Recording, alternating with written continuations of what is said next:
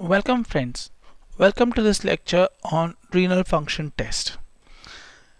Before lecture start करने से पहले और किडनी को कैसे टेस्ट करते हैं ये जानने से पहले ये जानना ज़रूरी है कि किडनी हमारे बॉडी में क्या क्या काम करता है।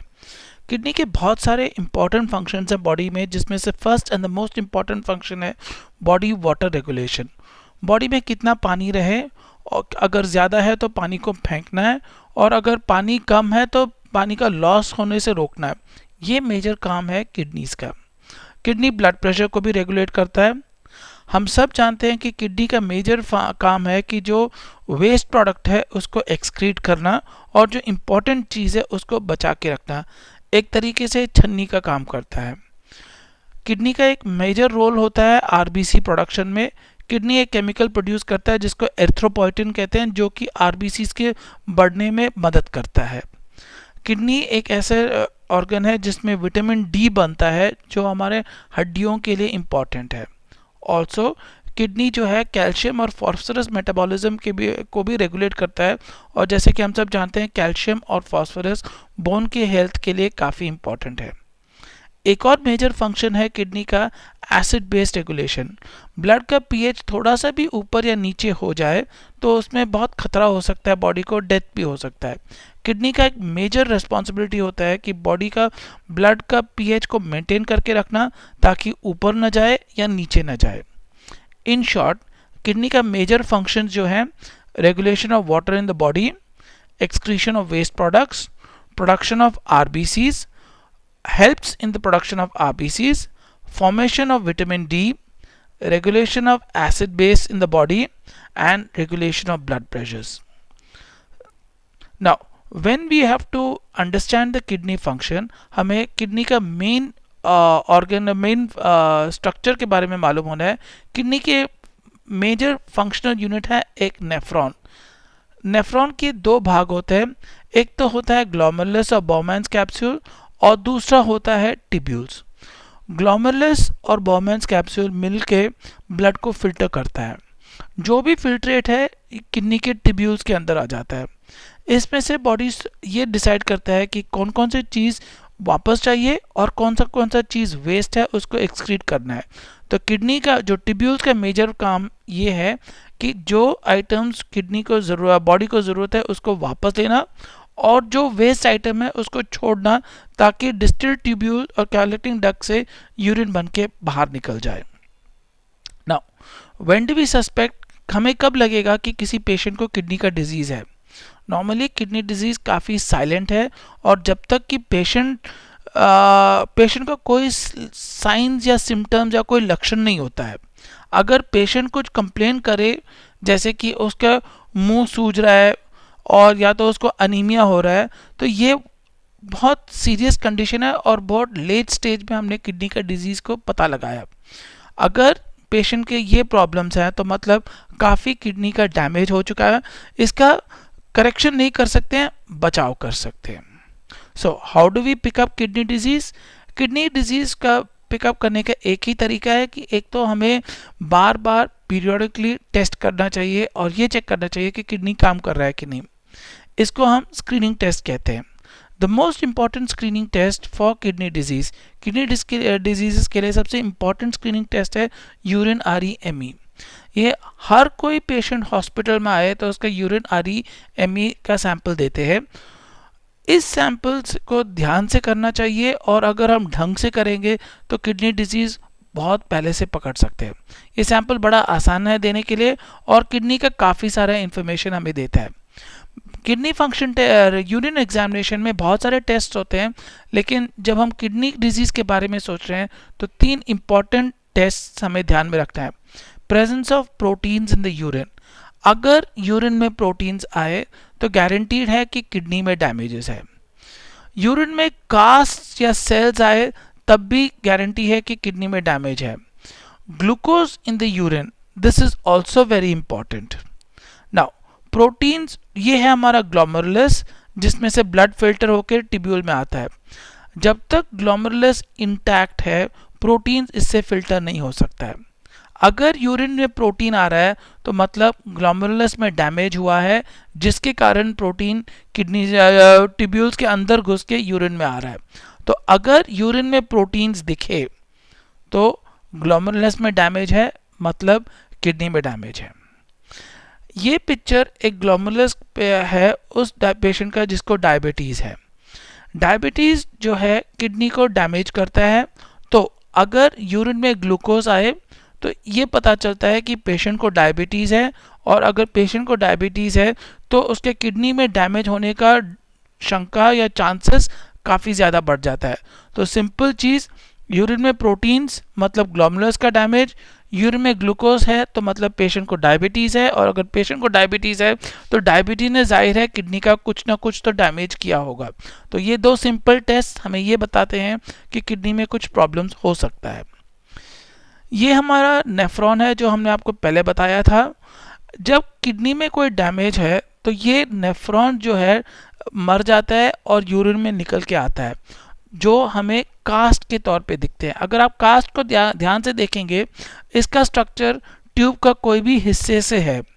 ये कास्ट जो है ट्यूब किडनी का ट्यूब है जो बह के यूरिन में आ चुका है, विच इंडिकेट्स कि यूरिन का जो नेफ्रॉन, किडनी का जो नेफ्रॉन्स है वो डैमेज है। तो यूरिन में अगर कास्ट दिखे तो गारंटीड है कि किडनी में डैमेज है। ध्यान रहे कि कास्ट जो है यूरिन में 1-1.5 घंटे से ज़्यादा नहीं रहता है, डिज़ोल्व हो जाता है। तो अगर हमें यूरिन में कास्ट देखना है तो यूरिन एमई माइक्रोस्कोप एग्जामिनेशन जो है सैंपल कलेक्ट करने के 1 घंटे के अंदर करना चाहिए। नहीं तो जैसे रूटीन में हम यूरिन RE-ME में NAD लिख के जाते हैं वही करते जाएंगे, पेशेंट को किडनी डैमेज होगा जो कि हम देख नहीं पाएंगे। Important to know, presence of cast, urine में कास्ट आए तो मतलब डेफिनेटली किडनी में डैमेज है, नंबर 1। नंबर 2, यूरिन का कास्ट जो है कलेक्ट होने के 1 घंटे में डिसअपियर हो जाता है। अगर हमें कोई ढंग का काम करना है तो यूरिन का माइक्रोस्कोपिक एग्जामिनेशन सबसे पहले करना चाहिए। नाउ बेसिक टेस्ट, ये तो हो गया। अभी तक जो बात किया था यूरिन का स्क्रीनिंग टेस्ट था। नाउ ब्लड से 2 इम्पॉर्टेंट टेस्ट करते हैं जिससे हमें पता चलता है कि किडनी ठीक से काम करता है कि नहीं। एक तो सीरम यूरिया और दूसरा serum creatinine. Urea liver produce करता है अमोनिया को एक्सक्रीट करने के लिए। क्रिएटिनिन मसल के हल्का सा ब्रेक डाउन और मसल का वेस्ट प्रोडक्ट है। तो यूरिया और क्रिएटिनिन दोनों का किडनी के साथ कुछ लेना देना तो है नहीं, लेकिन ये केमिकल्स जब भी प्रोड्यूस होते हैं तो किडनी के ज़रिए एक्सक्रीट होते हैं, किडनी के ज़रिए ब्लड से बाहर निकलते हैं। अगर किडनी ठीक से काम नहीं कर रहा है तो ये एक्सक्रीट नहीं हो पाएगा, ब्लड में रिटेन हो जाएगा, ब्लड में रह जाएगा, जिसके कारण ब्लड का लेवल्स इंक्रीज होगा। अगर किसी पेशेंट का यूरिया और क्रिएटिनिन बढ़ा हुआ है तो इसका ये मतलब है कि किडनी जो है उसको ठीक से एक्सक्रीट नहीं कर रहा है, मतलब किडनी में डैमेज है। तो सीरम यूरिया और क्रिएटिनिन इंडिकेट करता है कि किडनी में डैमेज हो रहा है। Now creatinine is a better marker for disease, kidney disease. अगर मुझे एक टेस्ट करना हो कि किडनी ठीक है कि नहीं तो मैं सीरम क्रिएटिनिन चुनूंगा। सीरम क्रिएटिनिन लेवल्स अगर 2 मिलीग्राम पर डेसीलीटर से ज़्यादा है तो इसका मतलब है किडनी का तकरीबन 18% डैमेज हो चुका है। अगर क्रिएटिनिन 2 मिलीग्राम पर डेसीलीटर से ज़्यादा है तो इसका इंडिकेशन है कि किडनी का कम से कम 80% डैमेज हो चुका है। अगर कोई पेशेंट का क्रिएटिनिन 1 से 1.5 मिलीग्राम पर डेसीलीटर बढ़ जाता है, नंबर में आंकड़ों में देखोगे, नंबर में देखोगे 1 और 1.5 के बीच में क्या फ़र्क है, लेकिन 1 और 1.5 के बीच में 50% से ज़्यादा किडनी का डैमेज हो चुका है। तो क्रिएटिनिन का टेस्ट जब करते हैं ध्यान से करना चाहिए, लाइटली नहीं लेना चाहिए। Urea also increases in kidney diseases, but more importantly pre renal condition, मतलब किडनी से पहले का कोई चेंजेस हो तो यूरिया बढ़ता है। कौन कौन से कंडीशंस, जैसे शॉक, डिहाइड्रेशन, बॉडी से काफ़ी सारा पानी निकल जाए, लो ब्लड प्रेशर, इन सारे कंडीशंस में ब्लड जो है किडनी को ढंग से पहुंच नहीं रहा है, जिसके कारण यूरिया एक्सक्रीट नहीं होता है और यूरिया का लेवल ब्लड में बढ़ जाता है। तो urea is a good marker for pre renal disease. और जब ये कंडीशन को मैं ट्रीट करता हूँ, जैसे कि अगर मैंने उसका ब्लड प्रेशर बढ़ा दिया, खूब सारा आईवी फ्लूइड्स दे दिया, urine blood flow to kidney मैंने बढ़ा दिया, तो यूरिया जो है जल्दी से नॉर्मल हो जाएगा। तो अगर प्री रीनल कंडीशंस जैसे shock, dehydration, body water loss, अगर इन सब को मैं डायग्नोज करके मैनेज करना चाहता हूँ, उस समय मैं यूरिया का इस्तेमाल करूँगा। ना इम्पॉर्टेंट चीज़ जो हमें ध्यान में रखना है, अगर किसी पेशेंट का यूरिया या क्रिएटिनिन बढ़ा है तो डेफिनेटली उसको किडनी का डैमेज है। लेकिन कई सारे ऐसे किडनी डिजीजेस हैं जिसमें यूरिया किडनी डैमेज होने के बावजूद भी यूरिया क्रिएटिनिन नॉर्मल रहता है। मैंने कहा था किडनी का बहुत रिजर्व रहता है, काफ़ी झेल सकता है इससे पहले कि रिजल्ट्स अबनॉर्मल हो जाए। तो अगर आपको यूरिया क्रिएटिनिन हाई दिखे तो मतलब definitely kidney damage, urea creatinine normal है तो इसका ये मतलब नहीं कि किडनी डैमेज नहीं है, उसके लिए हमें और टेस्ट करना पड़ता है। और कौन सा टेस्ट करना पड़ता है? किडनी का पूरा नेफ्रॉन को ध्यान से पढ़ना पड़ता है कि उसका ग्लोमेरुलस कैसे काम कर रहा है, उसका ट्यूब्यूल्स कैसे काम कर रहा है। ग्लोमेरुलर फंक्शन टेस्ट करने के लिए हम क्लियरेंस टेस्ट करते हैं। क्लियरेंस टेस्ट क्या होता है? By definition clearance test is defined as the volume of blood, ये क्या है? Volume of blood which is completely cleared of a substance. कोई एक सब्सटेंस है जिसको पूरे ब्लड से निकाल दिया जाए, कितने टाइम पे? 1 मिनट में। Once again, volume of blood completely cleared of a substance in 1 minute. इसका यूनिट क्या है? ml पर मिनट। नाउ मैं समझाता हूं इसको।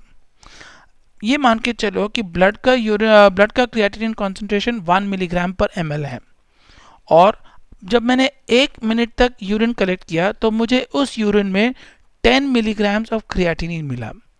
ये 10 मिलीग्राम क्रिएटिनिन कहाँ से निकला है? ब्लड से निकला है। अगर ब्लड का कॉन्सेंट्रेशन 1 मिलीग्राम पर ml है तो ये 10 मिलीग्राम कहाँ से आया होगा? 10 ml ब्लड से आया होगा।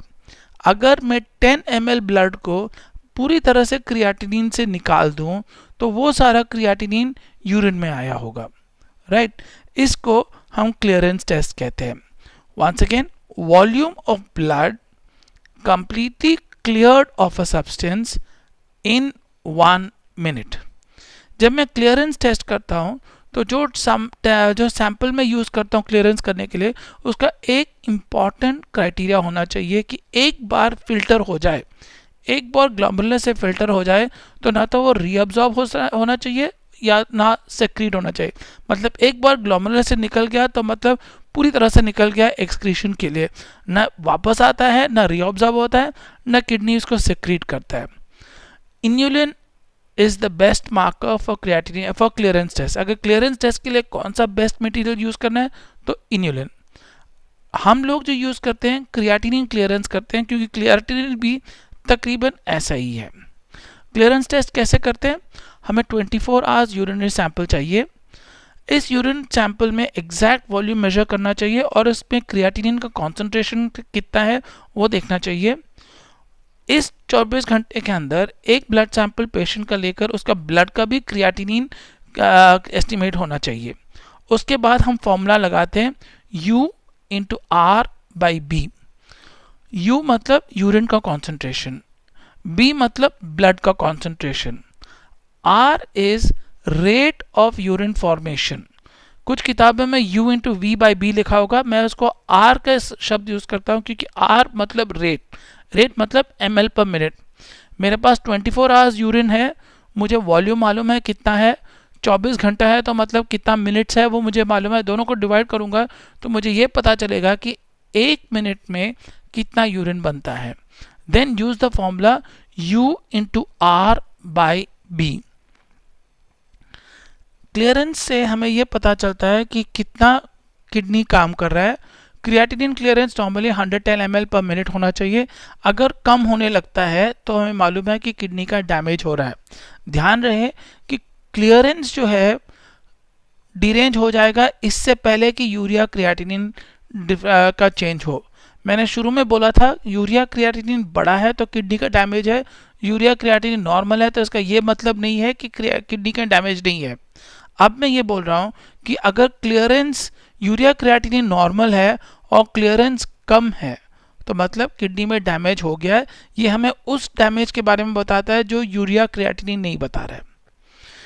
आजकल एक नया कैलकुलेशन यूज करते हैं जिसको EGFR कहते हैं, दैट इज एस्टिमेटेड GFR। मतलब क्लियरेंस टेस्ट तो मैं करता नहीं हूँ, सीरम क्रिएटिनिन को यूज करके एक फॉर्मूला लगाता हूँ 140 minus age into body weight divided by 0.81 into serum creatinine. ये मैथमेटिक्स लगाने से मुझे एक फिगर आएगा जो तकरीबन क्रिएटिनिन क्लियरेंस के बराबर का है। मतलब क्रिएटिनिन क्लियरेंस में मुझे 24 घंटे यूरिन चाहिए था, यूरिन का कॉन्सेंट्रेशन चाहिए था, ब्लड का कॉन्सेंट्रेशन चाहिए था, पेशेंट को 24 घंटे का यूरिन कलेक्ट करने के लिए बोलना था, जो कि काफ़ी प्रॉब्लम है। ये एक सिंपल सिंगल सीरम टेस्ट है, सीरम से क्रिएटिनिन कर लिया जो कि हम डेली करते हैं, फिर उसको इस मैथमेटिक्स फार्मूला में डालते हैं और जो हमें मिलता है वो क्लियरेंस है, जो हमें बता सकता है कि किडनी ठीक से काम कर रहा है कि नहीं। सो नाउअडेज हम सब EGFR करते हैं। EGFR के बारे में थोड़ा सा मालूम होना चाहिए। Next we have to understand kidney का दूसरा पार्ट था टिब्यूल्स। ग्लोमेरुलस ठीक से काम कर रहा है कि नहीं, हम इसको क्लियरेंस टेस्ट से करते हैं। अब टिब्यूल्स ठीक से काम करता है कि नहीं, इसको चेक करने के लिए हम ट्यूबुलर फंक्शन टेस्ट करते हैं। और the most important tubular function test है यूरिन का स्पेसिफिक ग्रेविटी।